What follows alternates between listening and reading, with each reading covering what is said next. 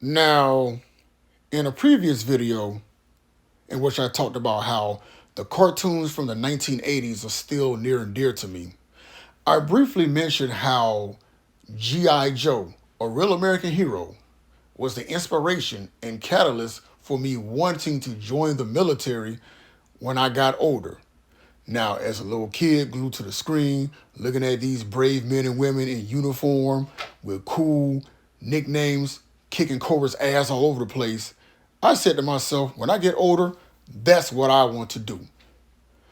But as a grown man, yeah, it ain't all G.I. Joe and knowing is half the battle. Which brings me to this edition of Expectations versus Reality.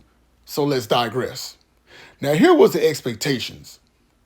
I'm thinking to myself that once I go in, finish basic training, I'm going to get this cool code name. I would have been like Milk Dud. Somebody would have been like, don't let Sergeant Milk Dud's chocolate complexion fool you, because the way how he saves the day and takes care of Cobra's scum is anything but smooth. I thought I was going to learn the Kung Fu grip, how to rip somebody's throat out, rip their heart out their chest, rip their kidneys out, serve it to them with some tacos or some shit like that.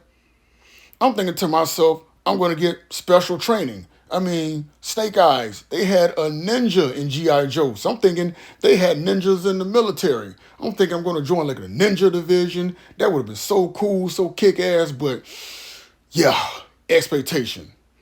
I'm also thinking I was going to get an action figure. I mean, hell, Sergeant Slaughter has an action figure. How come Brown Baldy can't get one either?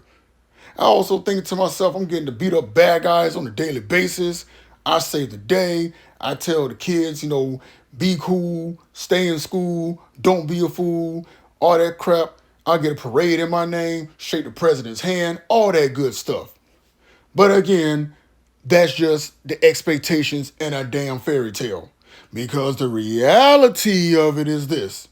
In the military, getting put on some shitty detail, be it cleanup or in charge of a shitty cleanup detail. Playing babysitter to grown-ass adults who can't think for themselves. I mean, you tell a motherfucker come to weekend, don't drink and drive, and what does that dumbass do? Drink and drive. Now everybody has to have a goddamn formation on the weekend because that one dumbass that did not want to listen to nobody. Pulling CQ and overnight quarters and watches and all that other dumb shit.